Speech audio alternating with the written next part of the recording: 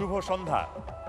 City corporation নির্বাচন উপলক্ষে নির্বাচন কমিশনের উদ্যোগ এবং বিবিসি বাংলার আয়োজন নির্বাচনী সংলাপে বরিশালে আপনাদের সবাইকে স্বাগত জানাচ্ছি। আমি কামাল আহমেদ। বাংলাদেশ টেলিভিশন এবং বাংলাদেশ বেতারে সরাসরি সম্প্রচারিত এই বরিশালের নির্বাচনী সংলাপে আজ যে 5 জন প্রতিদ্বন্দ্বী প্রার্থী উপস্থিত আছেন তারা হচ্ছেন আবুল কালাম আজাদ, অ্যাডভোকেট কবির উদ্দিন হান্নু, অ্যাডভোকেট মোহাম্মদ জহুরুল হক, মোহাম্মদ আহসান হাবিব কামাল এবং মোহাম্মদ এনায়েত পীর খান।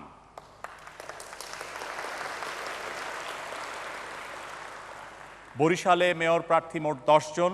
ব্যালটে নামের বর্ণানুক্রম অনুসারে এই 5 জনের পরে যে 5 জন প্রার্থীর নাম থাকছে তারা হচ্ছেন এবায়দুল হক চান, মোহাম্মদ রফিকুল ইসলাম রাসেল, মোহাম্মদ শওকত হোসেন, সর্দার শরফুদ্দিন আহমদ এবং সৈয়দ আবদুল্লাহ শহীদ।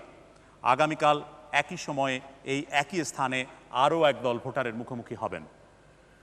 সিটি কর্পোরেশন নির্বাচনের তফসিল ঘোষণার পর বিবিসির পক্ষ থেকে বরিশালে নাগরিকদের মধ্যে পরিচালিত এক জরিপে দেখা গেছে যে নাগরিক জীবনে যে সমস্ত সমস্যাগুলোর দ্বারা বরিশালের নাগরিকরা পীড়িত বোধ করছেন এবং অগ্রাধিকারের ভিত্তিতে যেগুলো সমাধান চান সেগুলোর মধ্যে রয়েছে অপ্রশস্ত রাস্তা, যেগুলো মেরামতের অভাবে চলাচলের অনুপযুক্ত হয়ে পড়েছে, সেই রাস্তার সমস্যা, পানির সংকট, সুয়েরোজের সমস্যা, আবর্জনা অপসারণে অব্যবস্থাপনা, জনস্বাস্থ্য এবং শিক্ষার সমস্যা। এসব বিষয়ের মধ্যে কয়েকটি সম্পর্কে মেয়র প্রার্থীদের পরিকল্পনার কথা নিয়ে আমরা আলোচনা করব। এ সম্পর্কিত প্রথম প্রশ্ন নিতে চাই খাদিজা আক্তার রুবির কাছ থেকে। প্রথম প্রশ্ন, খাদিজা আক্তার রুবি। মেয়র নির্বাচিত হলে বরিশালের রাস্তাঘাটের উন্নয়নের জন্য সত্যিকারের এবং বাস্তব ভিত্তিক কাজ করবেন কিনা? মেয়র নির্বাচিত হলে বরিশালের রাস্তাঘাটের উন্নয়নের জন্য সত্যিকারের এবং বাস্তব ভিত্তিক কাজ করবেন কিনা, এটাই হচ্ছে প্রশ্ন। মোহাম্মদ এনায়েত পীর খান। আসলে এই শহরেই আমার জন্ম। বরিশালের রাস্তাঘাট একসময় প্রশস্ত ছিল, ফুটপাত ছিল, কিন্তু আজকে জনসংখ্যা বেড়েছে, যানজট বেড়েছে, যাতে রাস্তাটা ফুটপাত খেয়ে ফেলেছে। আমি যদি মেয়র নির্বাচিত হই, আমি চেষ্টা করব রাস্তায় যে সমস্ত জায়গা দুপাশের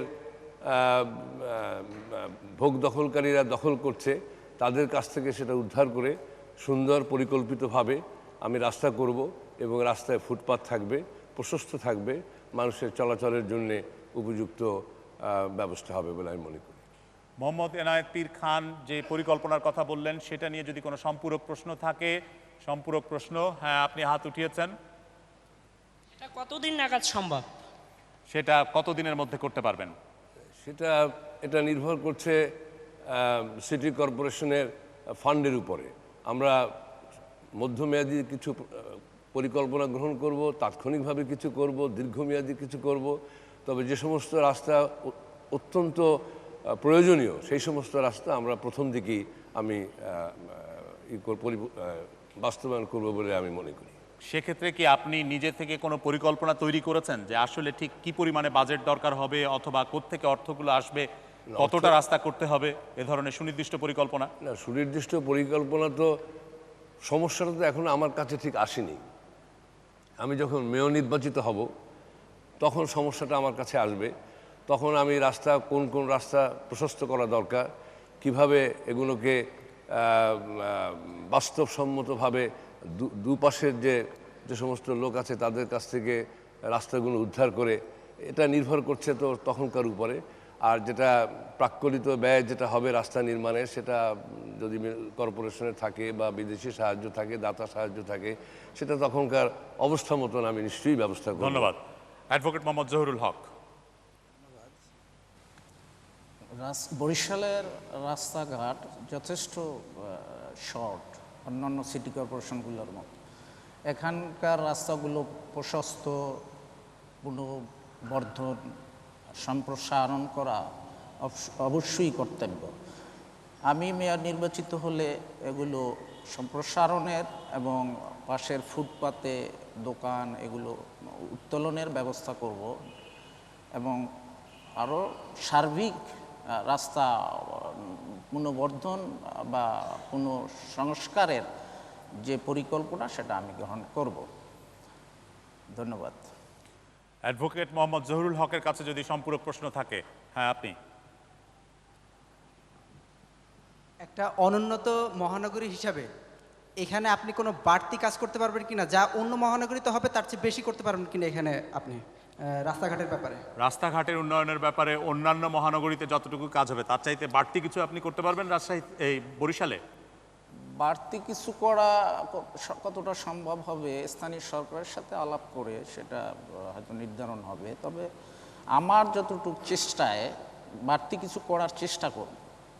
একটা কিছু করলে হয়তো বা একটা তিলোত্তম নগরী বা আধুনিক রাস্তাঘাট, এখানে বাস চলতে পারে না, অনেক সময় যানজটে এটকে পড়ে, সেটা চেষ্টা করব।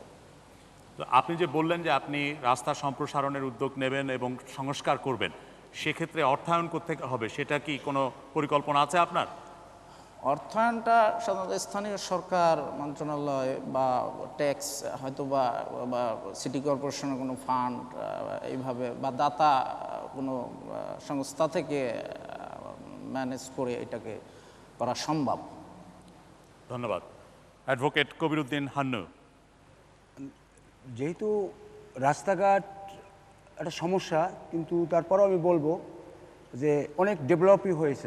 যেভাবে দেখছি আমরা পাকিস্তান আমলতে জনসংখ্যা কম ছিল, আর জায়গা আনুপাতিক হারে চলাচলের একটা সুব্যবস্থা ছিল, কিন্তু আমাদের ডেভেলপমেন্ট উন্নয়নের ক্ষেত্রে একটু ত্রুটি ছিল। কিন্তু এখন রাস্তা প্রশস্ত হয়েছে ঠিকই, এবং এগুলা আপনি জনসাধারণের কাছ থেকে আপনি জায়গা নেবেন। আমাদের রাস্তাঘাট উন্নয়ন করতে হবে।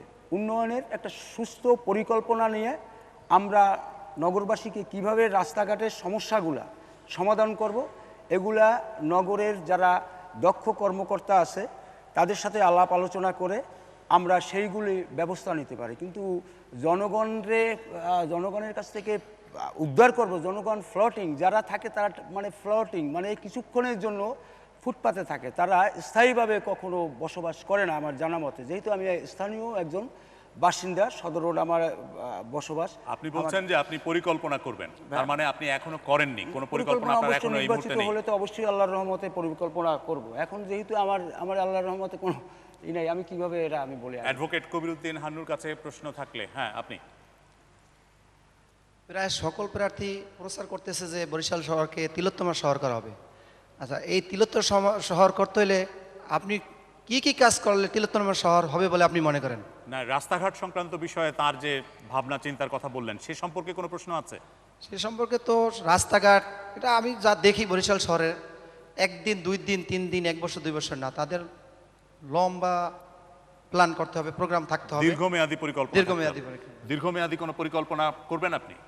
ইনশাল্লাহ দীর্ঘমেয়াদী প্ল্যান করা লাগে না, যদি দুর্নীতিমুক্ত নগরায়ন করা যায়। আমি ইনশাল্লাহ জানি যে দক্ষ কর্মকর্তা নিয়ে আমরা জনগণ প্রতিটা ওয়ার্ডের ওয়ার্ডের কাউন্সিলরদের নিয়ে এবং যারা সম্মানিত ব্যক্তিদ্বয় আছে তাদের পরামর্শ নিয়ে এগুলা সম্প্রসারণ বা এগুলা উন্নয়ন করা যায় আমি আমার জানা মতে। ধন্যবাদ। মোহাম্মদ আহসান হাবিব কামাল, আপনার পরিকল্পনা কি রাস্তাঘাট নিয়ে? আমার পরিকল্পনা, আমার গলাটা একটু ভাঙা, সেজন্য আমাকে মাফ করবেন। কথা বলতে বলতে বক্তৃতা দিতে দিতে গলা একটু বসে গেছে আর কি। আসলে আমার অভিজ্ঞতা আছে, তারপর বলবো যে শহর পরিকল্পনাবিদ ছাড়া এই কাজ কোনো ক্রমেই সম্ভব নয়। এবং আমি যখন বরিশালের প্রথম মেয়র, আমি সেই শহর পরিকল্পনাবিদ দিয়ে আমি শহরকে একটি সুন্দর শহর, রাস্তাঘাটগুলো পরিকল্পিত করা, প্রশস্ত করা, কীভাবে প্রশস্ত করা যায় সেরকম একটা মাস্টার প্ল্যান আমি তৈরি করেছিলাম। কিন্তু দুর্ভাগ্য যে সেই সময়টা আমি আর পাইনি এটা বাস্তবায়নের জন্য। তা ভবিষ্যতে যদি সেই সুযোগ আসে তবে ইনশাল্লাহ শহর পরিকল্পনাবিদ দিয়ে যেটা পরিকল্পনা করেছিলাম সেটা আমি কি বাস্তবায়ন করব। ধন্যবাদ। মোহাম্মদ আহসান হাবিব কামালের কাছে সম্পূরক প্রশ্ন, হ্যাঁ আপনি। আমার প্রশ্ন হলো কি, আপনি যেহেতু প্রথম মেয়র, তারপর আপনি ওই অবস্থায় যখন তার পরিকল্পনা করতে পারেননি, তো এবছর যে মেয়র হয়ে যে আপনি যে পরিকল্পনা করবেন, আমরা কিভাবে বিশ্বাস করব? আপনি এর আগে যখন মেয়র ছিলেন অথবা প্রশাসক ছিলেন তখন করতে পারেননি, যে মাস্টার প্ল্যানের কথা বলছেন আপনি মহাপরিকল্পনা করেছেন, সেই মহাপরিকল্পনা বাস্তবায়ন করতে পারেননি, এখন যে করতে পারবেন এটা কেন ওনারা বিশ্বাস করবেন? কারণ ওনারা হয়তো জানেন কিনা জানি না, আমি মাত্র ছিলাম 1 বছর 3 মাস। এই অল্প সময়ে এই কাজ করা কোনো ক্রমেই সম্ভব নয়। তারপর আমি নির্বাচনে দাঁড়িয়েছিলাম, আপনারাই তো জানেন কিভাবে নির্বাচন হয়েছে। যদি আমি 5 বছর সময় পেতাম, এবার আপনার শহরের চেহারা দেখতেন অন্যরকম। ধন্যবাদ। আবুল কালাম আজাদ, আপনার কি পরিকল্পনা রাস্তাঘাট নিয়ে? আমি মনে করি এখানে আপনার রাস্তা প্রশস্তকরণ এর পিছনে যে অন্তরায় কাজ করে তা হচ্ছে আমাদের আসলে পরিকল্পিত বাজার ব্যবস্থাই নাই। এইখানের সব রাস্তাগুলো দেখবেন যে সব রাস্তাগুলোর মোড়ে বাজার বসে আছে। সুতরাং এই রাস্তা প্রশস্তকরণ পরিকল্পনার আগে আমাদের বাজারগুলি একটি নিয়ন্ত্রিত বাজার ব্যবস্থা, এইটা প্রথম করা দরকার, এবং তারপরে পরিকল্পিতভাবে আমাদের এই রাস্তা প্রশস্তকরণ কাজগুলো দরকার। আমাদের আপনি জানেন যে এইটা কৃষিপ্রধান দেশ এবং বরিশাল হচ্ছে একটা দরিদ্র এলাকা। তো যারা বাজার রাস্তার এই মাতা বাজার করে, যারা ফুটপাতের কথা বলছেন, সে ফুটপাত অসহায় মানুষ, তারা অত্যন্ত বিপদে পড়ে রাস্তাগুলোর দখল করে ফেলছে। সুতরাং পরিকল্পিত বাজার ব্যবস্থা যদি থাকে, বাজার দিতে পারি, তাদের জায়গা সংকুলন হয়, আমরা করে দিতে পারি, তাহলে পরে রাস্তাগুলো অনায়াসে আমরা পরিকল্পনা ভিত্তিক রাস্তাগুলো প্রশস্ত আমরা করতে পারবো। ধন্যবাদ। আবুল কালাম আজাদের কাছে যদি প্রশ্ন থাকে, সম্পূরক প্রশ্ন। হ্যাঁ, আপনি।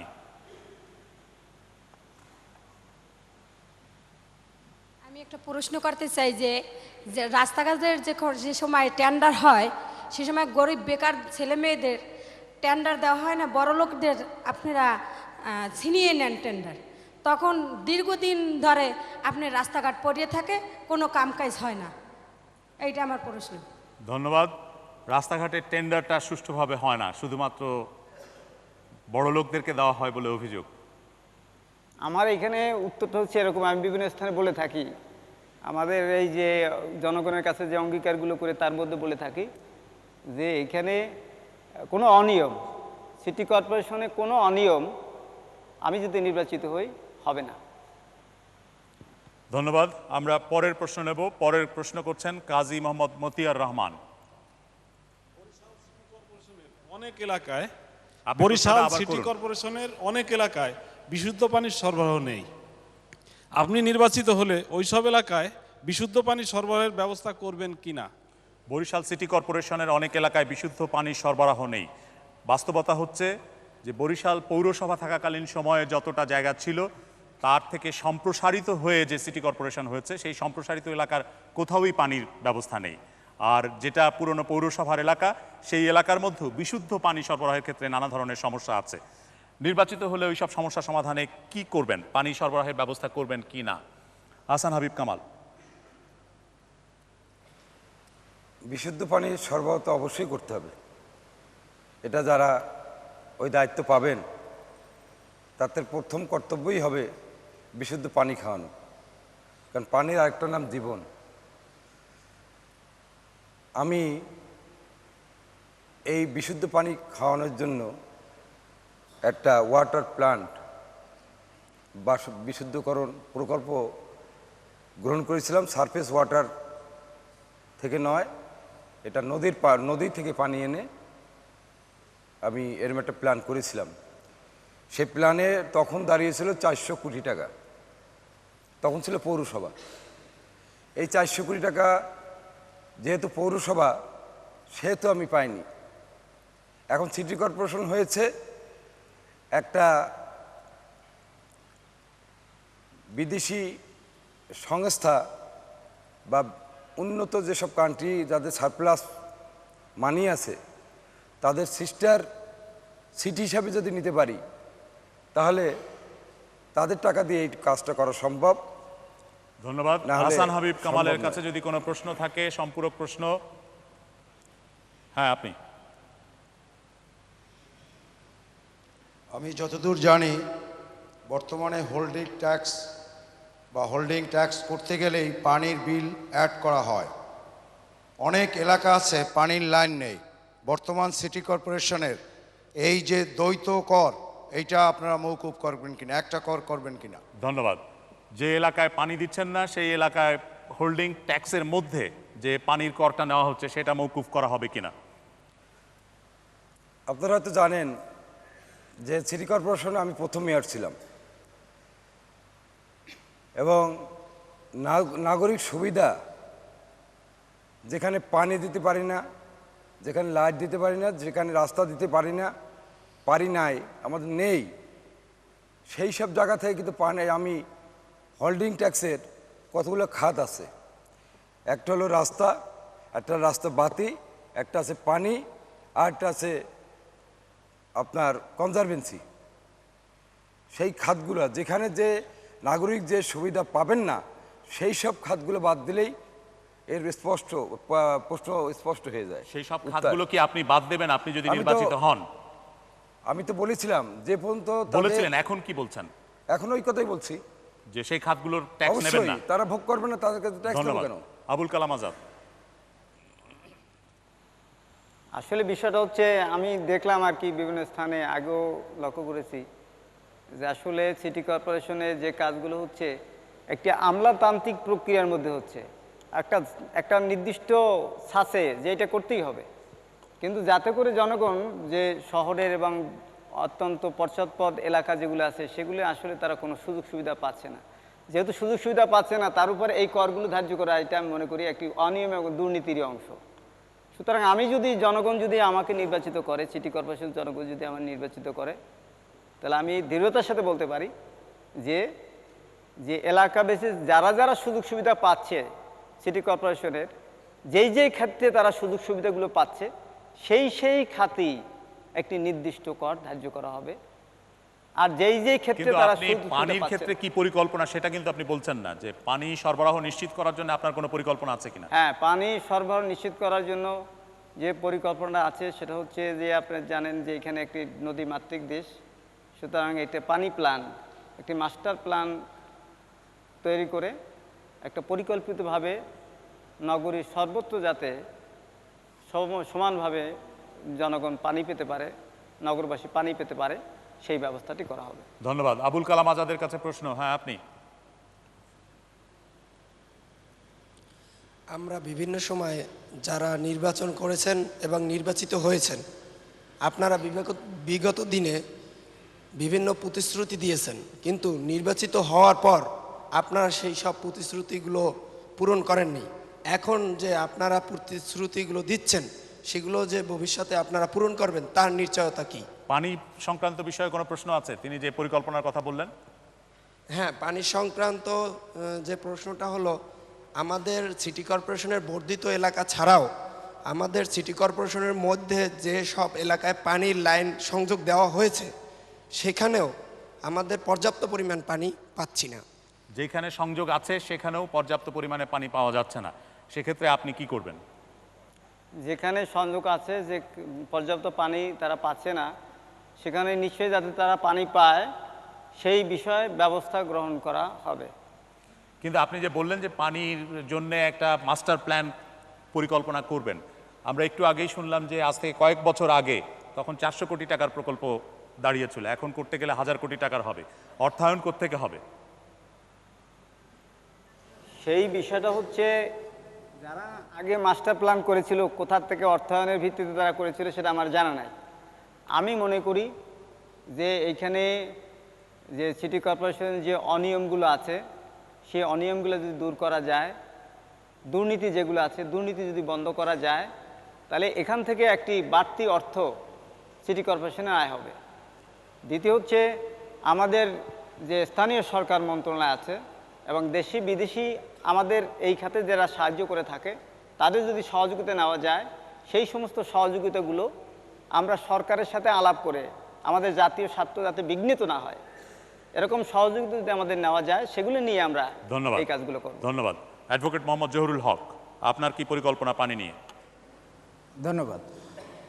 আসলে পানি একটি বিরাট উপাদান। মানুষের শরীরে ৭৫% অংশই পানির দরকার। এটা বিশুদ্ধ অবশ্যই দরকার, যেখানে পানির অভাবে যেখানে মেডিকেল সায়েন্সে আছে যারা আছেন যে অ্যাসিটাইলকোলিন নামক একটা এনজাইম আছে যেটা অ্যাবনর্মাল মুভমেন্টে ডায়রিয়া বা ভমিটিং হতে পারে। আপনি পরিকল্পনার কথা বলেন, আপনার কি পরিকল্পনা? পরিকল্পনা এটা পানির লাইন বৃদ্ধি করার জন্য, যেটা সেখানে হয়তো ট্যাঙ্কি বড় ট্যাঙ্কি বা একটা মাস্টার প্ল্যান অবশ্যই করা দরকার, যেটার মাধ্যমে লাইন পানির সম্প্রসারণ, অনেক জায়গায় পৌঁছানো, এগুলো দরকার। লাইন সম্প্রসারণ করবেন, কিন্তু পানি আসবে কোত্থেকে? পানির উৎপাদন ক্ষমতা বাড়াতে হবে, সেই পরিকল্পনা নিতে হবে। ধন্যবাদ। যদি কোনো সম্পূরক প্রশ্ন থাকে মোহাম্মদ জহুরুল হকের কাছে। হ্যাঁ, আপনি। আমরা পর্যাপ্ত এবং বিশুদ্ধ পানি না পাওয়ার কারণে আমরা ব্যক্তিগতভাবে আমরা ডিপ টিউবওয়েল বসাই, কিন্তু দেখা যায় যে ডিপ টিউবওয়েল বসানোর পরেও এই সিটি কর্পোরেশন আমাদের কাছ থেকে বিল আদায় করে নেয়। আমরা লাইন কাটার জন্য তাদের কাছে অ্যাপ্লিকেশন করলেও কোনো মতেই তাদের কাছে এর কোনো সমাধান পাই না। তারা বলতেছে ডিপ টিউবওয়েল বসাইলেও আমাদেরকে বিল দিতেই হবে। এর থেকে আমরা কোনো পরিত্রাণ পাইতে পারি কিনা আজকে যারা মেয়র পদপ্রার্থী আছেন ওনাদের কাছে। ধন্যবাদ। প্রশ্নটা বোঝা গেছে। প্রশ্ন হচ্ছে যে পানির সংযোগ দেওয়া আছে কিন্তু পর্যাপ্ত পানি দেওয়া হচ্ছে না, সেই কারণে তারা বাধ্য হয়ে ডিপ টিউবওয়েল বসিয়েছেন।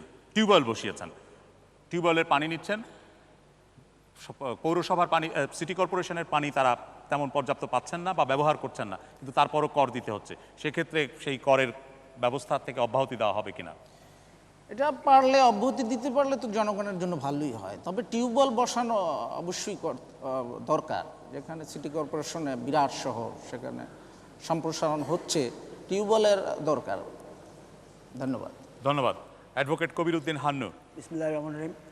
আমি আল্লাহ রাব্বুল আলামিন এবং জনগণের সহায়তায় নির্বাচিত হলে পানির ব্যবস্থাটাতে ওয়াটার প্ল্যান্ট ট্রিটমেন্ট প্ল্যান্ট করে আমি স্থানীয় সরকারের কাছে আবেদন জানাবো বরিশাল নগরবাসীর পক্ষে, যেহেতু এটা একটি জাতীয় সমস্যা। পানি সকল জায়গায়, সর্ব জায়গায় পানির সমস্যা প্রকট। আমি আবেদন স্বরূপ স্থানীয় সরকারের কাছে আমি জানাবো যে আমাদের এই নতুন পরিকল্পনা অনুযায়ী কিভাবে আমাদের পানির ব্যবস্থাটা বাস্তবায়ন করা যায়, সেটা সরকারের মাধ্যমেই ওনার সুরাহ করতে হবে আমার ধারণা। তাই আমি যেটা মনে করি আমাদের সুস্থ পরিকল্পনা করার মাধ্যমেই এবং স্থানীয় সরকার আমাদের পানির ব্যাপারে পর্যাপ্ত পরিমাণ সাহায্য করতে হবে, নচেত পানির সমস্যা নতুন করে আমরা দূর করতে পারবো না। কারণ আমাদের সে অর্থায়নটা নাই নগরের থেকে। আর নগরের অর্থায়নের জন্য হয়তো কর বৃদ্ধি করা যেতে পারে এই সকল সমস্যার জন্য। তাই আমার মনে হয় নগরবাসীকে অতিরিক্ত কোনো কিছু চাপ না প্রয়োগ করে সরকারের মাধ্যমে এগুলা সুষ্ঠু ব্যবস্থার পরিকল্পনাটা করতে হবে। ধন্যবাদ। অ্যাডভোকেট কবির উদ্দিন হান্নুর কাছে সম্পূরক প্রশ্ন। হ্যাঁ, আপনি।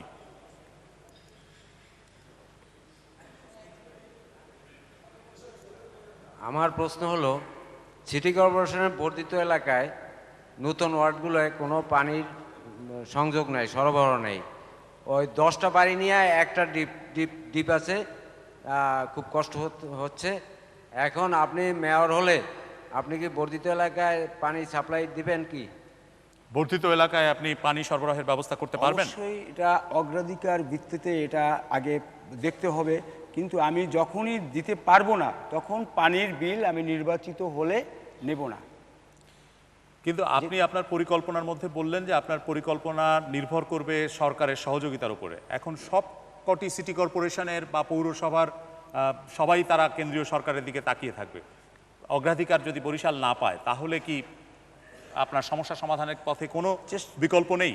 আছে, চেষ্টা করতে হবে, নগরকে দুর্নীতিমুক্ত করতে হবে এবং নগরের যারা কর্মকর্তা আছে ওদের মনিটরিং করে যে সকল যা কিছু আমরা ওদের মাধ্যমে পাইতে পারি সে সকল ব্যবস্থা নিতে হবে।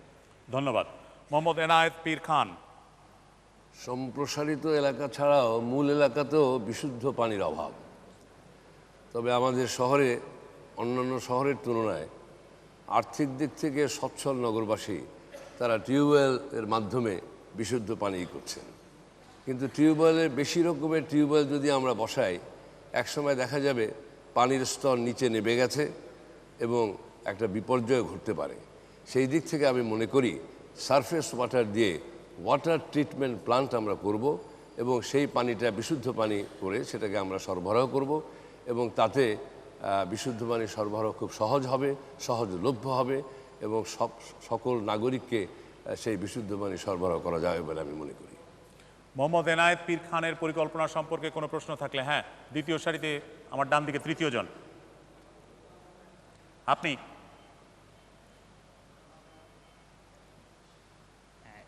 এতক্ষণ আমরা মেয়র প্রার্থীদের কাছ থেকে অনেক কথাই শুনলাম, শোনার পরে এত মাস্টার প্ল্যান, কেউ বলছেন টাঙ্কি করবেন পানির, কিন্তু এতগুলো করতে এনায়েত পীর খানের যে পরিকল্পনা সে সম্পর্কে কোনো সম্পূরক প্রশ্ন আছে আপনার ওনার কাছে? আমি মাস্টার প্ল্যান যে তৈরি করবে এটা কতদিন সময় লাগতে পারে? এতদিন করার সময় পরে নির্বাচন তো আবার আসবে করতে করতে, তখন কি করা যাবে? ধন্যবাদ। আপনার কতদিন সময় লাগতে পারে? এটা খুব বেশি সময় লাগবে না, কারণ সারফেস ওয়াটারকে আমাদের কীর্তনখোলা বাংলাদেশের সবচেয়ে নাব্য নদী এবং সেখান থেকে পানি সরবরাহ করে এটা খুব বেশি খরচ পড়বে বলে আমি মনে করি না। এবং সরকার এবং আগ্রহী দাতা গোষ্ঠীর সঙ্গে দেন দরবার করে আমি মনে করি একটি যথার্থ সময়ের মধ্যেই আমি নগরবাসীকে বিশুদ্ধ পানি সরবরাহ করতে পারবো। কিন্তু এটা কি কর্পোরেশনের নিজস্ব তহবিল থেকে সম্ভব হবে? নিজস্ব তহবিল থেকে সম্ভব হবে না। আমি সরকার এবং আগ্রহী দাতা গোষ্ঠীকে সাথে দেন দরবার করে আমি এই তহবিল সংগ্রহ করব। ধন্যবাদ। নির্বাচন কমিশনের উদ্যোগ এবং বিবিসি বাংলার প্রযোজনা নির্বাচনী সংলাপ সরাসরি সম্প্রচার করছে বাংলাদেশ টেলিভিশন এবং বাংলাদেশ বেতার। মেয়র প্রার্থীদের কাছে এবার আমার প্রশ্ন, আপনারা প্রার্থী হয়েছেন, নির্বাচিত হবেন এই প্রত্যাশায়, কিন্তু কি যোগ্যতার ভিত্তিতে আপনি নিজেকে যোগ্য মনে করছেন এই পদের জন্যে, এবং আপনি এমন কি দিতে পারবেন যেটা আপনার প্রতিদ্বন্দ্বী অপর 9 জন এই বরিশালবাসীদেরকে দিতে পারবেন না? অ্যাডভোকেট কবিরউদ্দিন হান্নু। বিসমিল্লাহির রহমানির রহিম। আমি এখানে স্থানীয় বাসিন্দা, পাকিস্তান আমলে হতে আমার এখানে জন্মগ্রহণ। আমি শিক্ষা জীবন থেকেই মানুষের পাশে ছিলাম, বিভিন্ন রকম আমার স্বার্থ নাই, নির্লোভী নিরহংকারী হিসাবে আমি মানুষের নগরবাসীর কাছে সুপরিচিত। তা আমি আশা রাখি আল্লাহর রহমতে আমি নির্বাচিত হলে, আমি যেহেতু আমার স্বার্থ নাই, আমি জনগণের স্বার্থেই কাজ করে থাকি, বিগত দিনেও করেছি। আমি কমিশনার ছিলাম, কমিশনার হিসাবে আমি সুখ্যাতি লাভ করেছি। এই যোগ্যতা বলেই আমি দাবি করতে পারি যে নগরবাসী আমাকে ভোট দিবে, যেহেতু আমি নির্লোভী, নিরহংকারী, নিঃস্বার্থবাদী।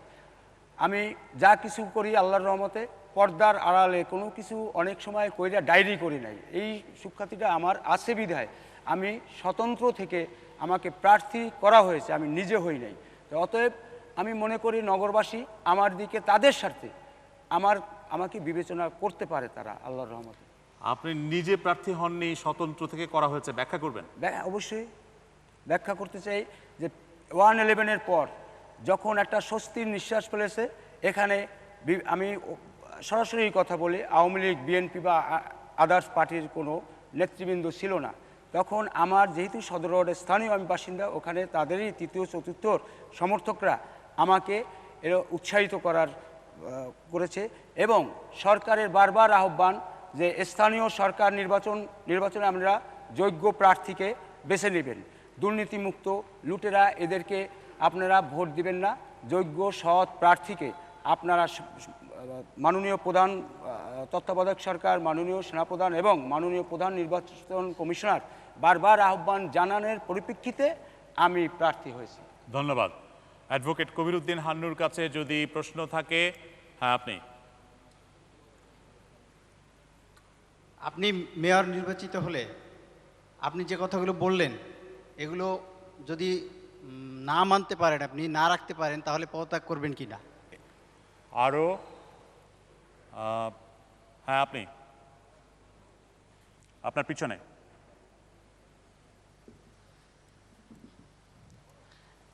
আপনি একজন মেয়র প্রার্থী হিসাবে আপনার কাছে যদি কোনো প্রার্থীর পক্ষে ভোট চায় তখন আপনি কি করবেন? তখন কি তার সাথে আপনি খারাপ ব্যবহার করার মতো আপনার হবে?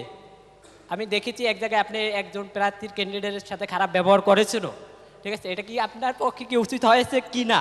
ধন্যবাদ। হ্যাঁ, আপনি।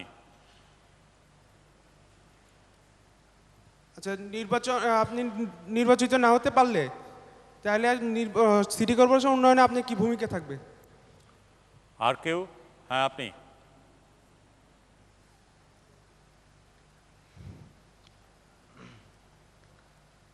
আপনি একজন মেয়র প্রার্থী, এই হিসেবে আপনার প্রচার প্রচারণা রাস্তায় বের হলেই শোনা যায় এবং দেখা যায়। আপনি একজন সৎ এবং যোগ্য ব্যক্তি।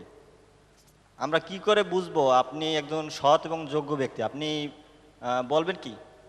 ধন্যবাদ। হ্যাঁ, আপনি দাঁড়িয়েছিলেন এইখানে তৃতীয় সারিতে। আমি বলতে চাই যে আমরা নতুন বর্ধিত এলাকা সিটি কর্পোরেশনের আমার কোনো সুযোগ সুবিধা নাই। আমরা 8 বছর ধরিয়া খাজনা দিতে আসি, 5 বছর সিটিতে আসছি, 8 বছর থেকে আমাদের খাজনা নেয়, আমাদের কোনো আয়ের উৎস নাই। অসহায় নারীরা, আমরা গ্রামাঞ্চলে অসহায় হতদরিদ্র নারীদের জন্য কিছু আপনাদের করণীয় আছে। অর্থ যা বাংলাদেশে আসে তার 10 ভাগের 1 ভাগ নারীদের জন্য, কিন্তু আজ পর্যন্ত দেখি না যে নারীদের কোনো কর্মসংস্থানের তৈরি করছেন আপনারা। ধন্যবাদ। পরে কি করবেন? ধন্যবাদ। প্রশ্নগুলো এসছে যে কথা রাখতে না পারলে পদত্যাগ করবেন কিনা, কোনো একজনের সাথে আপনি খারাপ ব্যবহার করেছেন বলে অভিযোগ এসেছে, নির্বাচিত না হতে পারলে তখন সিটি কর্পোরেশনের জন্য আপনি বাইরে থেকে কি ভূমিকা রাখবেন, সততার কি প্রমাণ আছে আপনার, আর 8 বছর ধরে সম্প্রসারিত এলাকায় খাজনা দিয়ে যাচ্ছেন, কোনো সেবা পাচ্ছেন না, নারীদের জন্য যে বরাদ্দ সেই বরাদ্দ দেওয়ার জন্য তাদের ক্ষেত্রে কি করবেন? আমি প্রথম প্রশ্নের উত্তর, আমি কোনো কাজে যদি ব্যর্থতা পরিচয় দিই আমি ইনশাল্লাহ পদত্যাগ করব। কারণ এই নজির আমি কমিশনার থাকতেও আমি একবার পদত্যাগপত্র পেশ করেছিলাম। আর দ্বিতীয় প্রশ্ন হলো খারাপ ব্যবহার। যেহেতু নির্বাচনী আইন লঙ্ঘন করায় কেন্দ্রীয় নেতা, যখন উনি ভাই আমার প্রশ্ন করছে, এটা আমাকে ইন্টেনশনালি করা হয়েছে, আমি বুঝি যে ক্ষমা জাহাঙ্গীর নামে একজন কেন্দ্রীয় নেতা, আমি ব্যক্তির নাম এখানে উচ্চারণ না করলেই ভালো, আপনি এক নেতা জবাবটা দেন। কেন্দ্রীয় নেতা, উনি আমার কাছে টিভি মার্কা, টেলিভিশন মার্কা নিয়ে যখন আমাকে একটি ভোট চাওয়ার প্রার্থনা করলো, তখন আমি বললাম আপনি কেন্দ্রীয় নেতা, আপনার তো যেহেতু মাইক টিভিতে বারবার করতেছে, এখানে কেন্দ্রীয় নেতা তো দূরের কথা, জেলার নেতৃবৃন্দরা তারাও এইভাবে ওয়ার্ক করতে পারবেন না। তারপর উনি একটু আমার মেজাজটা উনি খারাপ করার বিধায় আমি বলছি আপনিই তো আইন মানেন না, আপনারা যদি আইন না মানেন তা কীভাবে দেশের সেবা করবেন? অন্য প্রশ্নগুলোর উত্তর। তৃতীয় প্রশ্ন হলো না হতে পারলে, না আল্লাহ রাব্বুল আলামিন না হইলে পর যদি যে হবে তার সহযোগিতায় যদি আমি আসতে পারি, তার ইনভাইট করতে হবে, যে হবে আমাকে মানুষের কাজে, জনগণ কাজে লাগাইতে হবে। না হতে পারলে তো আর আমাকে দাওয়াত, আমাকে কাজে না লাগালে পর আমি কিভাবে? সততার কি প্রমাণ আছে? সততা ইনশাল্লাহ আমি ছাত্র জীবন থেকেই আমি এই দিকটা থেকে সবসময় আমি একটু বেশি খেয়াল রাখছি। আর কমিশনার থাকতে আমি রাজনীতির সাথেও জড়িত ছিলাম। হয়তো যারা আমার 15-20 বছর আগে যারা জানে, আমি রাজনৈতিক দলকেও ব্যবহার করে কোনো কিছু করি নাই। এই জন্যই আমি সততার বলে, সৎ সাহসী বলে আমি দাবি করতে পারি। আর নারীদের জন্য যে বিশেষ বরাদ্দ আসে সেটার ক্ষেত্রে কোনো নজর দেবেন কিনা? নারীদের জন্য যে সকল বরাদ্দ আছে সে সকল তো নারীদের স্বার্থেই ব্যবহার করতে হবে। ধন্যবাদ। অ্যাডভোকেট মোহাম্মদ জহুরুল হক, আপনি কেন প্রার্থী হয়েছেন, কি যোগ্যতা আপনার আছে যা বাড়তি আপনি দিতে পারবেন অন্য প্রতিদ্বন্দ্বীরা দিতে পারে না? ধন্যবাদ। প্রথমত আমি আমার যোগ্যতা মনে করি আমার শিক্ষা জীবন। এমএসসি পাস করেছি, এলএলবি পাস করার পর আইন পেশায় নিয়োজিত। দ্বিতীয়ত আমি ছাত্র রাজনীতিতে কলেজ কমিটির সভাপতি, ছাত্র সংসদে নির্বাচিত জিএস এবং যুব সংগঠনের সাথেও 20 বছর ওতপ্রোতভাবে জড়িত। এবং তৃতীয়ত আমি ক্রীড়াঙ্গনে বরিশাল ক্রিকেট দলের সাথেও আমি জড়িত, অনেক ফাইনাল গেম খেলেছি। জনপ্রিয়তার দিকেও আমাকে ক্রিকেটার হিসাবে অনেকেই চেনে। এখন 111-এর পর যে কথাটি বের হয়ে এসেছে, সৎ, শিক্ষিত, সৎ এবং যোগ্য প্রার্থীদেরকে নির্বাচিত করো। সততা হিসাবে আমি একটি কথাই বলবো, আমার ছাত্র রাজনীতির 20 বছর জীবনে বা 18 বছর জীবনে আমি কোনো টেন্ডার বা কোনো লোভ লালসায় বশত হয়ে কোনো লাভ চিন্তা করিনি। সেই দিকে বিচার করে আমি যোগ্যতা নিজেকে মনে করি আমি যোগ্য প্রার্থী। ধন্যবাদ। অ্যাডভোকেট মোহাম্মদ জহুরুল হকের কাছে সরাসরি প্রশ্ন। হ্যাঁ, সামনের সারিতে আপনি। আপনি বললেন যে আপনি শিক্ষিত, তার মানে কি এই যে শিক্ষাই সততা পরিমাপের একমাত্র মানদণ্ড, এই বিষয়টাকে আপনি কিভাবে মূল্যায়ন করবেন? ধন্যবাদ। হ্যাঁ, আপনি। শিক্ষিত তো আমি বলেছি। আসবো আপনার কাছে, আপনি। বিগত দিনে নগর ভবনকে মেয়র সাহেবগণ দলীয় কার্যালয়ে রূপান্তরিত করেছিলেন। আপনি যদি মেয়র নির্বাচিত হন তবে কি সিটি কর্পোরেশন দলীয় প্রভাবমুক্ত থাকবে? ধন্যবাদ। হ্যাঁ, আপনি। অ্যাডভোকেট জহিরুল হককে আমি জিজ্ঞাসা করতেছি যে প্রার্থীর বার্ষিক আয় ৮৫,৪০০ টাকা হলে তার মাসিক আয় দ্বারা ৭,০৮৩ টাকা, তিনি কিভাবে নির্বাচন করেন? আর কেউ? হ্যাঁ, দ্বিতীয় সারিতে আপনি। আমি একটি ভিন্ন ধরনের প্রশ্ন করব। আপনাদের একটি সিগনেচারের মূল্য অনেক, কিন্তু সেটা আনতে গিয়ে বাসায় গিয়ে আমরা নিরাশায় ফিরে আসি। কেন ফিরে আসি? সামনে কি এটা আসতে হবে? আমাদের ভোটেই আপনারা জনগণের ভোটে জয়ী হন, কেন জনগণ বাসায় গিয়ে নিরাশায় ফিরে আসবে? ধন্যবাদ। প্রশ্ন যেগুলো এসছে তার মধ্যে প্রথম হচ্ছে যে শিক্ষাই কি একমাত্র সততার মানদণ্ড? ধন্যবাদ। শিক্ষা সততার কথা আমি বলেছি, শিক্ষা এবং সততা যেটা আমি বলেছি, ছাত্র রাজনীতি জীবনে আমি কোনো লোভ লালসায় অবতীর্ণ হইনি বা হওয়ার চেষ্টা করিনি। আর শিক্ষা আর সততা, শিক্ষা বলতে আমি বলেছি আমার এমএসসি, যেখানে মাস্টার্স অফ সায়েন্স পাশ করেছি, সেখানে আমি অবশ্যই এলএলবি পাশ করেছি, অবশ্যই শিক্ষিত। আর একটা প্রশ্ন এসছে যে নগর ভবনকে দলীয় কার্যালয়ে অতীতে রূপান্তরিত হতে দেখা গেছে, সেরকম হবে কিনা? দেখেন, আমি দলীয় কার্যালয় এটা তো অবশ্যই হবে না। সেখানে হয়তো একটা দল এক সময় করেছি বা আমার দ্বিমতও ছিল, দল থেকে হয়তো আমি ইনএক্টিভও হয়েছি। ওখানে দলীয়করণ যে হবে এটা কিভাবে আশা করা যায়, যে আমি যেখানে ইনএক্টিভ এখন দল থেকে। আপনার আয়ের যে সম্পত্তির আয়ের যে তথ্য দিয়েছেন সেই তথ্য অনুসারে হিসাব দাঁড়িয়েছে যে ৭,০০০ টাকার কিছু বেশি মাসিক আয় আপনার, আপনি কিভাবে নির্বাচন করছেন? দেখেন, আমি গ্রামের ৫ কাঠা জমি আমি বিক্রি করে ফেলেছি আমি নির্বাচন করার জন্য। 111-এর পর যে কথাটা বের হয়ে এসেছিল যে সহযোগ্য, আমি সেই দৃষ্টি থেকে আমি চিন্তা করেছি ওই টাকাটা দিয়ে আমি যতটুকু পারবো আমি নির্বাচন করব, সেইভাবে আমি এগিয়েছি। আর আমার ৭,০০০ টাকারও কম আছে, আর মামলা থাকলে হয়তো ইনকাম আছে, নতুবা মামলা না থাকলে ইনকাম নাই। আইনজীবীদের তো এই। আর আইন প্রপোর্শনেও কোনো জায়গাটায় দেখা যায় ডিজনেস্ট কিছু কাজ আছে, সেটা আমি ডিসলাইক করি, যার জন্য আইন পেশায়ও আমি অতটা মনও দেই না। আর একটা প্রশ্ন এসছে যে জনগণ প্রত্যাশা নিয়ে এগিয়ে যায় কিন্তু তারপরে ফিরে আসতে হয় দেখা যায়, সে সম্পর্কে আপনার কি বক্তব্য? আমার বাসায় কি প্রত্যাশা নিয়ে ফিরে আসে এটা আমি জানি না, তবে কেউ টাকা চাইতে আসে, কেউ এটা দেয়। এটা অযৌক্তিক দাবি। তারা মনে করে মেয়র হলেই যেন কি একটা তাদেরকে টাকা দিতে হবে বা কিছু। এই ধরনের ঘুষ নেওয়া বা চাঁদা তোলার প্রবণতাটা কমানো উচিত জনগণের। এইটা আশা করা উচিত না আমার বাসায় গেলেই টাকা পাবে বা একটা সাহায্য পাবে। সাহায্য পেতে হলে তার কোয়ালিটি বা অ্যাপ্রোচিং সব কিছু থাকতে হবে, সেইটাকে অর্জন করিয়ে আইসা তারপর সেই সাহায্য দাবি করবে। ধন্যবাদ। ধন্যবাদ। আবুল কালাম আজাদ, আপনি কেন নিজেকে যোগ্য মনে করছেন মেয়র পদের জন্য, এবং আপনার এমন কি বিশেষ গুণ রয়েছে যেটা আপনার প্রতিদ্বন্দ্বী অপর 9 জনের নেই? ধন্যবাদ আপনাকে, এবং ধন্যবাদ আমাদের নগরের যে নাগরিকবৃন্দ আছে তাদের। আমার এই যে আমরা 10 জন প্রার্থী রয়েছি, এই 10 জনের থেকে আমার একটি আদর্শগত পার্থক্য রয়েছে। এই আদর্শগত পার্থক্যটা আমি বিগত 35-36 বছর এই নগরে বিভিন্ন কর্মকাণ্ডের মাধ্যমে আমি তা প্রমাণ করেছি। আমি ছোটোবেলা থেকেই সংগঠন করতাম এবং এখন পর্যন্ত করে আসছি।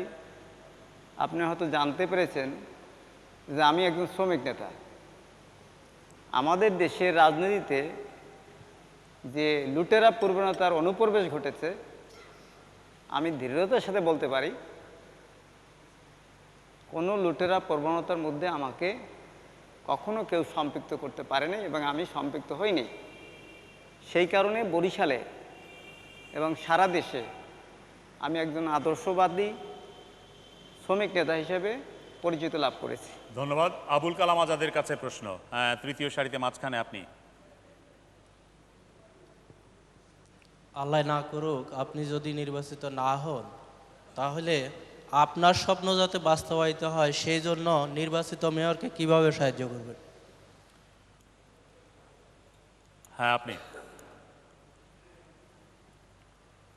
আমি মোহাম্মদ শওকত আলী বাদল, ন্যাশনাল ভলান্টিয়ার সার্ভিসের সেক্রেটারি হিসেবে আমি আজাদ ভাইকে একটা প্রশ্ন করতে চাই, যে আপনি যদি মেয়র নির্বাচিত হন বস্তিবাসীদের জন্য কি উপকার করবেন এবং বস্তির উন্নয়নমূলক আবাসনগুলো শহরের সাথে যে সম্পৃক্ত?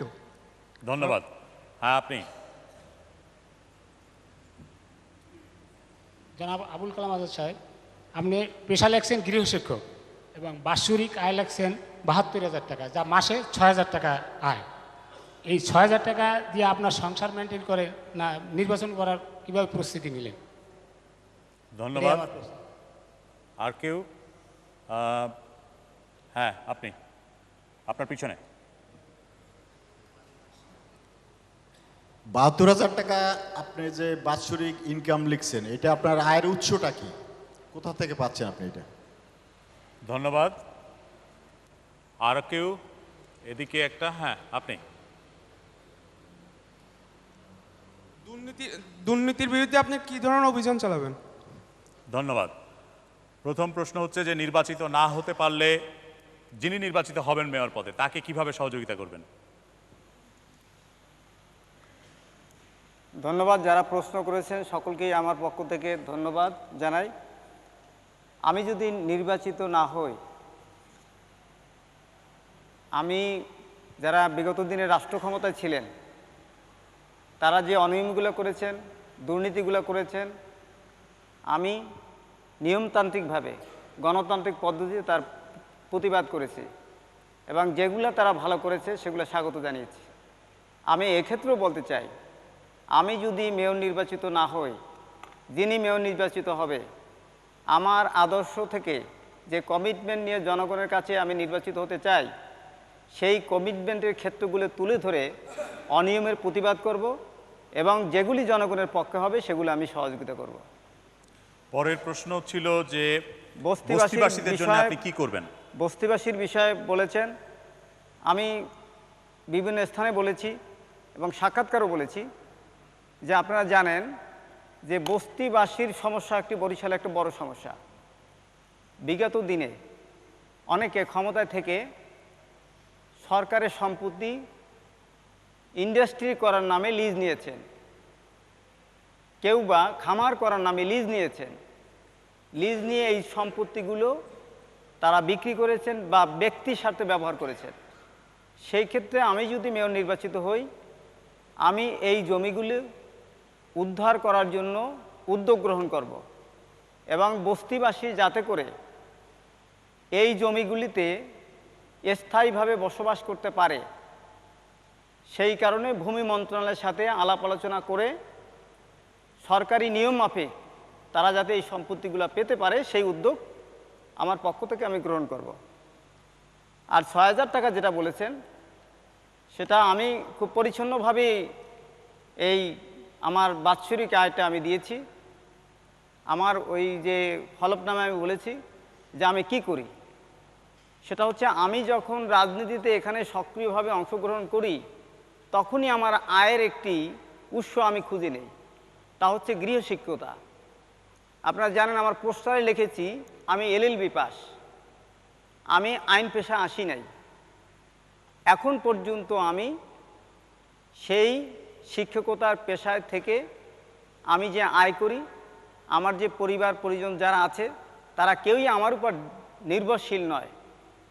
আমি শুধুমাত্র আমার একার ব্যয়টা, আমার যে আয় থেকে সেটা আমি ব্যয় করি এবং বাকি যে আয়টা থাকে সেই আয় থেকে আমি বলেছি এই নির্বাচনে আমি আমার ব্যক্তিগত পক্ষ থেকে মাত্র 50,000 টাকা আমি ব্যয় করব। বাকিটা আমাদের আত্মীয় স্বজন বা অন্য সুবর্ণোদয় যারা আছে, এবং সেখানে আমি 40,000 টাকা ধারের কথা বলেছি, এইভাবে আমি ব্যয়টা করব। তাহলে আমি পেশা অঙ্গীকার আপনার করি। গৃহশিক্ষকতা ছাড়া আর কোনো পেশা নেই? না, আর কোনো পেশা আমার নেই। আরেকটি প্রশ্ন এসছে যে দুর্নীতির বিরুদ্ধে কি করবেন? দুর্নীতির বিরুদ্ধে কি পদক্ষেপ দুর্নীতির নেবেন? বিরুদ্ধে আমি পূর্বে একটা প্রশ্নের উত্তর আমি বলেছিলাম যে আমার আদর্শ থেকে আমি কথাটা বলেছি যে সিটি কর্পোরেশনে আমি যদি নির্বাচিত হই, বরিশাল মহানগরবাসী যদি আমাকে নির্বাচিত করেন, আমি বলেছি দুর্নীতি থাকবে না। দুর্নীতি উচ্ছেদ করার জন্য যা যা করা লাগে তা আমি করব, এবং স্বচ্ছতা এবং জবাবদিহিতামূলক একটি প্রতিষ্ঠান যাতে সিটিবাসী পায় সেই ব্যবস্থা করার জন্য আমি উদ্যোগ গ্রহণ করব। এই কারণে যে আপনারা জানেন যে আমাদের অর্থনৈতিক উন্নয়ন এবং বিশ্বের কাছে আমাদের মাথা উঁচু করে দাঁড়ানোর জন্যে আজকের দুর্নীতি হচ্ছে আমাদের অন্তরায়। ধন্যবাদ, ধন্যবাদ। মোহাম্মদ হাসান হাবিব কামাল, আপনি নিজেকে কেন যোগ্য মনে করছেন এই পদে, এবং আপনার এমন কি গুণাবলী আছে যেটা বাকি 9 জন প্রার্থীর নেই? আপনাকে ধন্যবাদ, ভালো প্রশ্ন করেছেন। এটা আমার জন্য নির্বাচনে সহায়তা হবে, কারণ আপনি আপনার সময় কিন্তু নষ্ট করে ফেলছেন এই সালে কথা বলে।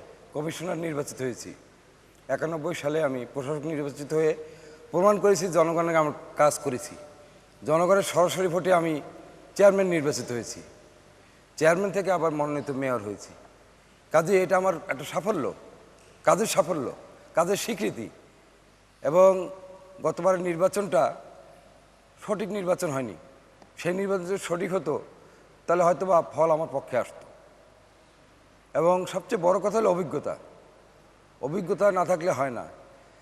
এই পানির কথাই বলেছে, অনেকে পানির কথা জানতে চেয়েছেন। বরিশাল শহরে এখন 1.5 কোটি গ্যালন পানির দরকার, সেখানে পানি উৎপাদন হচ্ছে মাত্র 35 থেকে 40 লাখ গ্যালন। আমার সময় এটা ছিল প্রায় 90 লাখ গ্যালন, কারণ আমি নতুন নতুন গভীর 6 ইঞ্চি ব্যাসের ডিপ টিউবওয়েল আমি বসিয়েছিলাম, নগরবাসী যাতে কষ্ট না হয়। এবং আমার সময় কিন্তু পানির কোনো অভাব ছিল না। তারপর শহরবাসীর সাথে আমার দীর্ঘদিনে এইখানে একজন সেবক হিসেবে কাজ করার ফলে আমার সাথে শহরবাসীর একটা গভীর সম্পর্ক হয়েছে। ধন্যবাদ। মোহাম্মদ হাসান হাবিব কামালের প্রার্থিতা সম্পর্কে যদি কোনো প্রশ্ন থাকে। হ্যাঁ, আপনি চতুর্থ সারিতে আপনি দাঁড়িয়েছিলেন। হ্যাঁ, আমি প্রশ্ন করছিলাম হাসান হাবিব কামালকে, উনি যদি মেয়র নির্বাচিত হয় বরিশালবাসীকে উনি কি কি দিতে পারে? অনেক জিনিসের অভাব আছে, এই আমার প্রশ্ন। কি কি জিনিসের অভাবের কথা বলতে চান আপনি? আপনার প্রশ্নটা যদি স্পষ্ট করেন। রাস্তাঘাটের খুবই অভাব, মানুষের কষ্ট হইতেছে, বহুত মানুষের খাবার যোগাইতে পারতেছে না এই শহরবাসী, বিভিন্ন সাইড দিয়ে অসুবিধার কারণে ওনার কাছে উনি যদি মেয়র হয় আমাদের কি কি দিতে পারবে? ধন্যবাদ। হ্যাঁ, আপনি এখানে দ্বিতীয় সারিতে। আমাদের রাস্তাঘাটে অনেক সময় দেখি যে অনেক রাস্তা দেখি যে চলাচলের অযোগ্য, সেই রাস্তাটিতে আমরা দেখি একটা সাইনবোর্ড লাগানো হয়, সাঁটানো হয় যে এই রাস্তাটি সিটি কর্পোরেশন নয়। এই শুধুমাত্র সাইনবোর্ডটি দিয়েই মানে বিগত দিন আমরা দেখেছি যে সিটি কর্পোরেশন কর্তৃপক্ষ তাদের দায়িত্ব পালন শেষ হয়েছে বলে মনে করে। আপনি নির্বাচিত হলে কি সে আগের মতোই অবস্থা হবে? শুধু সাইনবোর্ডটি আমরা দেখবো, নাকি ওই রাস্তাটা কিভাবে কার রাস্তা সেটা আমাদের দেখার বিষয় না। আবার সেই রাস্তার প্রসঙ্গ আমরা আলোচনা করে এসেছি, কিন্তু প্রার্থিতা সম্পর্কে, ওনার যোগ্যতা সম্পর্কে যদি কোনো প্রশ্ন থাকে তাহলে ভালো। কোনো প্রশ্ন নাই। ধন্যবাদ। আপনি পিছনের সারিতে দাঁড়িয়েছিলেন, আপনার সামনে আপনি হাত উঠিয়েছিলেন। হ্যাঁ, আসলে আমি যে প্রশ্নটা করতে চাচ্ছিলাম যে বরিশালের শিল্প কারখানা খুবই কম, এর ফলে বেকার সমস্যাটা প্রকট। আপনি নির্বাচিত হলে এই বেকার সমস্যার সমাধানে বা শিল্প নগরী করার কোনো পরিকল্পনা বা কোনো ভূমিকা নেবেন কিনা? ধন্যবাদ। এদিকে হ্যাঁ, আপনি। মাননীয় মেয়র প্রার্থীর কাছে আমার প্রশ্ন যে ওনারা ভোট চাইতে আমাদের বাড়ি বাড়ি গিয়েছেন, আমরা খুব গর্ববোধ করছি, আমরা খুব প্লিজড হয়েছি। এখন ওনারা যদি 5 বছরের জন্য নগরপিতা নির্বাচিত হন, তখনও কি আমরা আমাদের বাড়িতে ওনাকে 2-4 বার দেখা পাবো? ধন্যবাদ। হ্যাঁ, সামনে উনি হাত উঠিয়েছেন। আপনি যদি মেয়র নির্বাচিত হন, যে নির্বাচিত হলে 5 বছর ক্ষমতায় থাকবেন, সেই 5 বছর ক্ষমতা থাকাকালীন আমাদের জনগণের জন্য আপনার কি প্রত্যাশা? আরো কেউ? হ্যাঁ, আপনি, আপনার পিছনে। আমি প্রশ্ন করছি আহসান হাবিব কামালকে, উনি বরিশালে মেয়র নির্বাচিত হলে শিশু ও কিশোরদের চিত্তবিন্দুদের জন্য কোন ব্যবস্থা গ্রহণ করবেন কিনা? শিশু, ধন্যবাদ। প্রথম প্রশ্ন এসছে যে বরিশালবাসীর অনেক অভাব, সেগুলোর কোনটা কোনটা আপনি অগ্রাধিকার দিয়ে সমাধান করবেন? কি কি জিনিসের অভাব উনি বলেননি, তবে আমার পূর্ব অভিজ্ঞতায় বুঝি যে অনেক কিছুর অভাব আছে। রাস্তাঘাটের অভাব আছে, পানির অভাব আছে, লাইটিং সিস্টেমের অভাব আছে, আর বড় অভাব যেটা রয়েছে দ্বিতীয় প্রশ্নের সাথে 3 নম্বর প্রশ্নের সাথে সেটা সম্পৃক্ত রয়েছে, সেটা হলো বেকারের সমস্যা, বেকারত্বের সমস্যা। এইটা আমাদের বরিশালে অত্যন্ত প্রকট আকারে আমরা দেখতে পাচ্ছি। শিক্ষিত বেকার, অশিক্ষিত বেকার এবং স্কিল্ড বেকার, এদের সংখ্যা অনেক। দুইটা প্রশ্নই আমাকে একসাথে উত্তর দিতে হবে।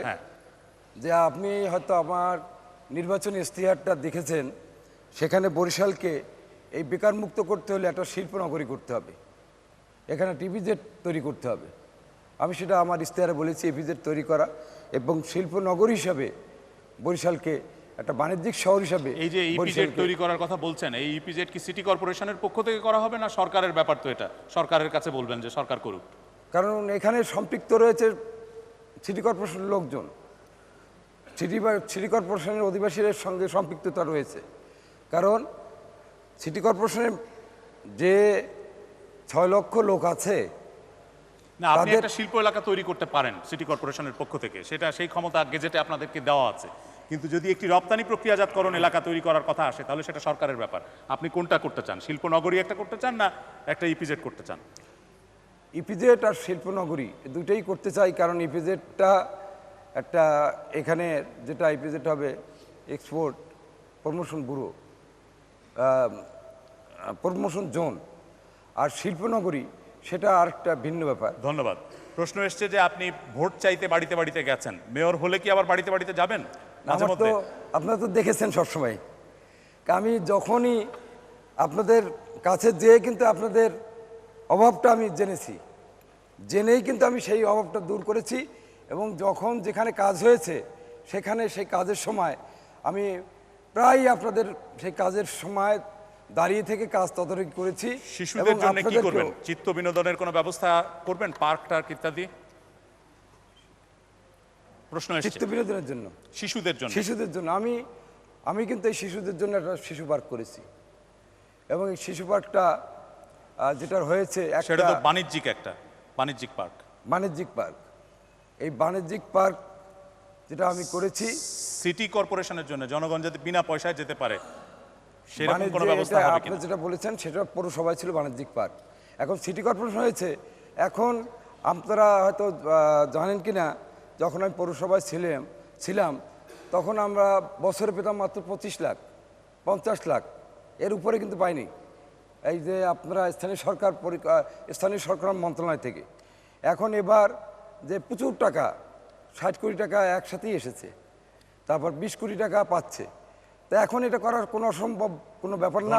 এবং সে শিশু পার্কের জন্য বরিশালে কতগুলো জায়গাও আমি। ধন্যবাদ। মোহাম্মদ এনায়েত পীর খান, আপনার কাছে একই প্রশ্ন, যে আপনার কি যোগ্যতার কারণে আপনি মনে করছেন যে আপনি মেয়র পদের উপযুক্ত প্রার্থী, এবং বাড়তি কি গুণ আছে আপনার যেটা আপনার প্রতিদ্বন্দ্বীদের নেই? আমি ঢাকা বিশ্ববিদ্যালয় থেকে ইতিহাস ও আইনে পড়াশোনা করেছি এবং আইন পড়ার শেষে আমি এই পেশায় নিয়োজিত হয়েছি। আমি দীর্ঘদিন যাবৎ অত্যন্ত সুনাম এবং দক্ষতার সাথে আমি আইন পেশায় জড়িত আছি। বিভিন্ন প্রতিষ্ঠান পরিচালনায়, আইন মহাবিদ্যালয় সহ বহু প্রতিষ্ঠান পরিচালনায় আমার দক্ষতা রয়েছে এবং সর্বোপরি আমি মনে করি যে আমার অতীতের রাজনৈতিক জীবন সামাজিক জীবন এবং সাংস্কৃতিক জীবনের সঙ্গে যে সম্পৃক্ততা, এই সম্পৃক্ততায় এই নগরবাসী আমাকে ভালোবাসে, আমাকে সম্মান করে এবং আমিও তাদের সম্মান করি। এবং আমি মনে করি যে একটি প্রতিষ্ঠান পরিচালনায় যে অভিজ্ঞতা থাকা দরকার, সে অভিজ্ঞতাটা আমার রয়েছে এবং এই বিশ্বাস এই নগরবাসীর রয়েছে বলে আমার ধারণা। ধন্যবাদ। মোহাম্মদ এনায়েত পীর খানের কাছে প্রশ্ন। হ্যাঁ, সামনের সারিতে আপনি, মাইকটা আসুন। আমরা জানি যে আমাদের কর্পোরেশনের উন্নতির সবচেয়ে বড় অন্তরায় হলো জবাবদিহিতা এবং স্বচ্ছতার অভাব এবং দুর্নীতি। আপনি স্বচ্ছতা এবং জবাবদিহিতার ব্যাপারে আপনি কি করবেন এবং দুর্নীতি কীভাবেই করবেন? আমরা জানি প্রত্যেকের সরকারি কিছু টাকা কর্পোরেশনে আসে এবং সেই টাকা দলীয়ভাবে, ঠিক আছে, দলীয় কাউন্সিলরের মাধ্যমে সেটা খরচ হয়। সেই খরচের ব্যাপারে আপনারা ধন্যবাদ। হ্যাঁ, তৃতীয় সারিতে আপনি।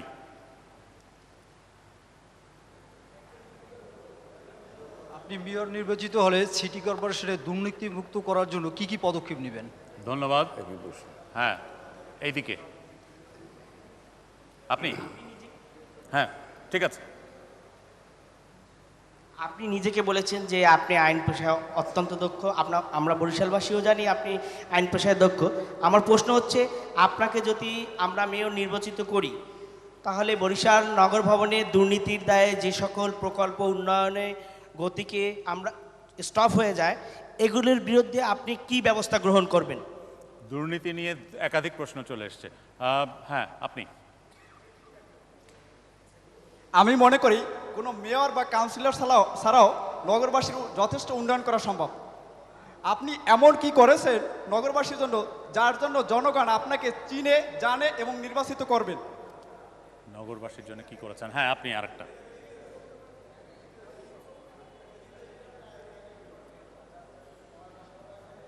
আপনি নিজেকে যোগ্যতা প্রমাণ করছেন। নির্বাচিত হলে আপনি এখন যেভাবে ভোট প্রার্থনা করছেন, নির্বাচিত হলে এরকম আনাচে কানাচে আবার এই সাধারণ মানুষের গন্ধকে আপনার গায়ে লাগাবেন? ধন্যবাদ। ধন্যবাদ। মূল প্রশ্নগুলো এসছে যে জবাবদিহিতা ও স্বচ্ছতার যে অভাবের প্রশ্ন, সেখানে কি করবেন আপনি, এবং দুর্নীতি সংক্রান্ত 3জন প্রশ্ন করেছেন যে দুর্নীতি মুক্ত করার জন্য কি করবেন। নগর ভবনে যে সমস্ত দুর্নীতির প্রকল্প ছিল সেগুলো বন্ধ হয়ে আছে, সেগুলোর জবাবদিহিতা নিশ্চিত করার কোনো পদক্ষেপ নেবেন কিনা? নিঃসন্দেহে দুর্নীতি একটি বড় ব্যাধি এবং এই বাংলাদেশে দুর্নীতির কারণেই 1-11 এসছে। আমি মেয়র নির্বাচিত হলে দুর্নীতিকে আমি সমূল উৎপাটন করবো এ কথা বলছি না, কারণ এটা সরকারের দায় দায়িত্ব আছে। তবে আমি সুনীতি প্রবর্তন করব, 1।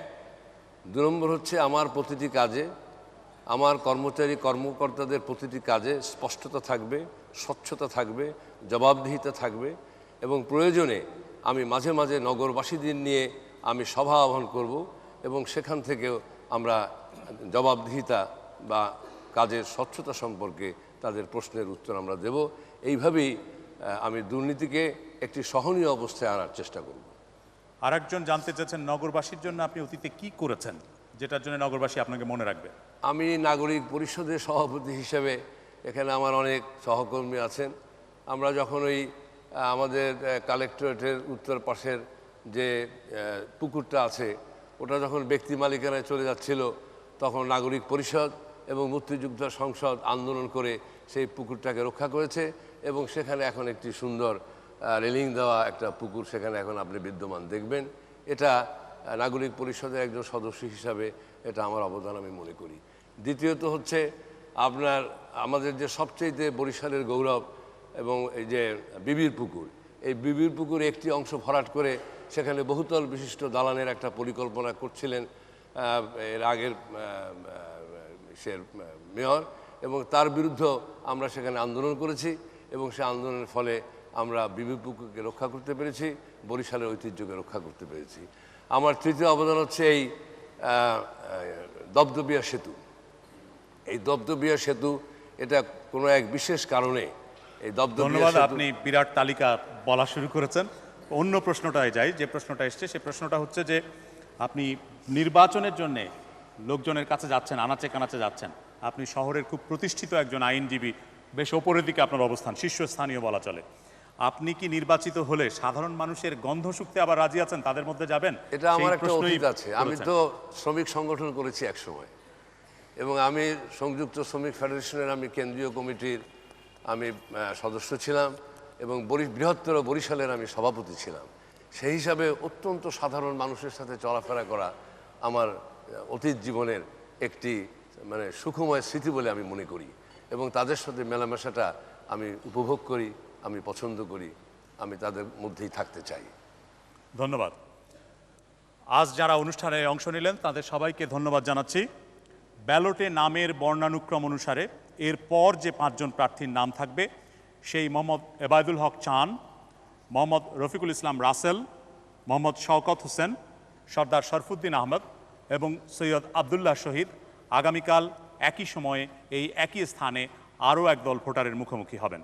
আশা করি সে আয়োজনেও আপনাদের সঙ্গ পাব। নির্বাচনী সংলাপ প্রযোজনা করলেন বিবিসি বাংলার ওয়ালিউর রহমান মেরাজ। মিলনায়তনে উপস্থিত দর্শকবৃন্দ এবং রেডিও টেলিভিশনের অগণিত শ্রোতা দর্শক, আপনাদের সবাইকে ধন্যবাদ জানাচ্ছি এবং শুভেচ্ছা জানিয়ে আমি কামাল আহমেদ এখনকার মতো এখানেই বিদায় চাইছি। শুভরাত্রি।